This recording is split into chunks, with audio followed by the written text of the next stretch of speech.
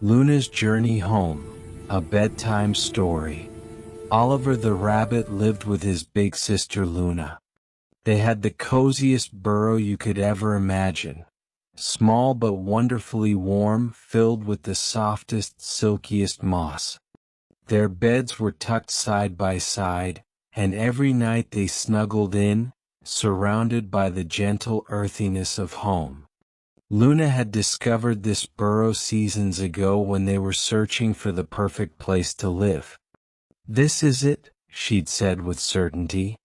The burrow was nestled beneath the roots of an old oak tree in a quiet garden, where a human family lived above. It was peaceful there, especially at night, with nothing but the whisper of wind through leaves and the occasional hoot of a distant owl. Tucked into their cozy beds, Luna and Oliver enjoyed long, deep nights of dreamy sleep. They dreamed of carrots most of the time, especially the sweet, crunchy orange ones that Oliver loved best. Usually both rabbits slept soundly. There was only one problem. Luna snored. On some nights, Oliver would wake from a wonderful dream of vegetable gardens and hear his sister making the most peculiar sounds. Sometimes it was a gentle rumbling like distant thunder. Other times it sounded almost like she was humming a tune in her sleep. Luna made some very amusing noises indeed. Oliver didn't mind it much, except when it jolted him awake from an especially delightful dream. Occasionally he wished he had his own burrow where nothing would disturb him, where he could drift endlessly through carrot-filled meadows without interruption. So one morning, Oliver made a decision. Over breakfast, a handful of fresh clover and dandelion leaves, he told Luna what he'd been thinking. "It's time for me to find my own burrow," Oliver announced, trying to sound confident and grown up. "After all, I'm nearly an adult now. Too old to share a space with my sister. I'm going to search for a new place to sleep." Luna's whiskers twitched into a gentle smile. It was so like her little brother, always eager to prove his independence, always wanting to try things on his own. She wished him well but added softly, "Remember, there will always be a bed here for you whenever you need it." After breakfast, the two rabbits touched noses in goodbye, and Oliver hopped off on his adventure. He felt remarkably grown up as he left the burrow and bounded across the garden.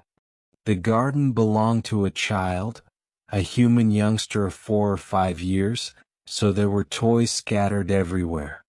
Oliver had to navigate through a forest of gigantic, colorful building blocks and shiny metal trucks.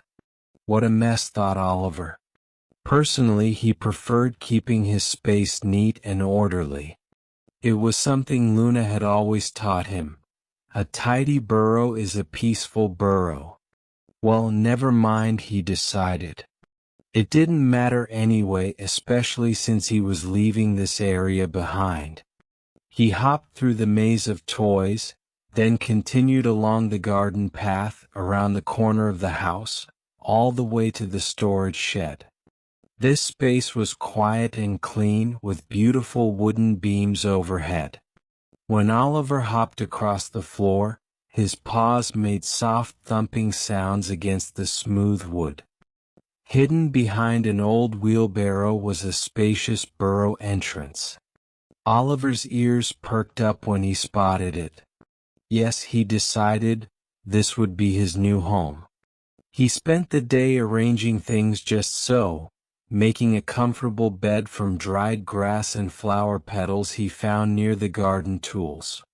Soon, evening shadows began to stretch across the shed floor. Oliver usually went to sleep early, as most rabbits do. He needed plenty of rest. So just as the sun began to set, Oliver settled into his soft, petal-lined bed.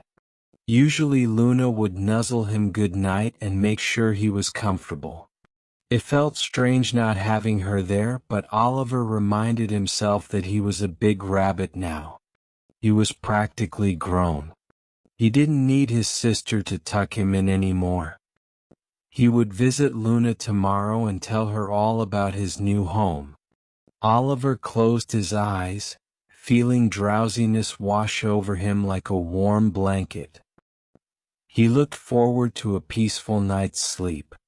But just as he was beginning to drift off, he heard an unexpected sound. Something was making noise outside his burrow, voices and clattering, all jumbled together. Oh no, thought Oliver. This was somehow worse than Luna's snoring. He sat up, his long ears swiveling toward the sound, then reluctantly climbed out of bed and crept to the entrance to investigate. Oliver could hear voices coming from just beyond the shed door. The human family was outside, talking and laughing together. When Oliver peeked around the edge of the wheelbarrow, he could see them through a crack in the shed wall, sitting at a table eating dinner with music playing from a small device. Oliver sighed deeply, his whiskers drooping. He couldn't possibly sleep here tonight, not with all this commotion. He would have to try somewhere else. So he hopped across the shed floor, squeezed under the door and made his way to the greenhouse. This space had terracotta pots lining wooden shelves, and the air smelled richly of soil and growing things. Oliver's nose twitched as he bounded across the stone floor, tap tap tap, until he discovered another burrow entrance tucked behind a stack of clay pots. Oliver settled happily into this new space. It was wonderfully quiet here, and he could smell all the lovely plant aromas. His whiskers quivered as he breathed in the earthy scent mixed with hints of fresh herbs. He thought. Delicious. He would be quite content here, surrounded by such promising smells. After creating a bed from loose straw and soft leaves, Oliver curled up, ready for sleep at last. He let out a big yawn, so wide his pink tongue curled, and closed his eyes. But just as he felt himself drifting into that peaceful space between waking and dreaming, he heard yet another noise. It sounded like scraping and rustling mixed with footsteps. What on earth could that be? Oliver reluctantly got up and went to investigate. When he peeked outside, he saw what was causing the disturbance. The man who lived in the house was in the greenhouse, wearing muddy boots and transplanting seedlings from one pot to another. Soil scattered across the table. Water trickled from a watering can. Oh dear, thought Oliver. How could he possibly sleep with all this activity? All this noise and movement? He would have to keep searching. There had to be a quieter spot somewhere. Then Oliver had an idea. It was the humans making all the racket. They all seemed to be outside or downstairs at the moment, busy with their evening activities. If the humans were down here, then perhaps he should go up there. Surely in the upper part of the house, he would finally find some peace and quiet. So Oliver, growing more tired with each passing moment, hopped up the garden steps, across the patio, and through a pet door he'd seen the family cat use. Inside he climbed the stairs, one hop at a time, yawning with each step. The carpet felt wonderfully soft under his paws. It would be nice, thought Oliver, to curl up and sleep right there on the landing. But he kept going all the way to the top, down the hallway until he reached the bathroom. It was dim, cozy, and completely silent. He couldn't detect a single sound. Thank goodness, thought Oliver, his ears relaxing. He began exploring the bathroom, searching for a suitable spot. Fortunately, he soon discovered the perfect place. A gap in the wall behind a wicker basket filled with towels. The opening was so small that Oliver could barely squeeze through, but this would work for tonight, he decided.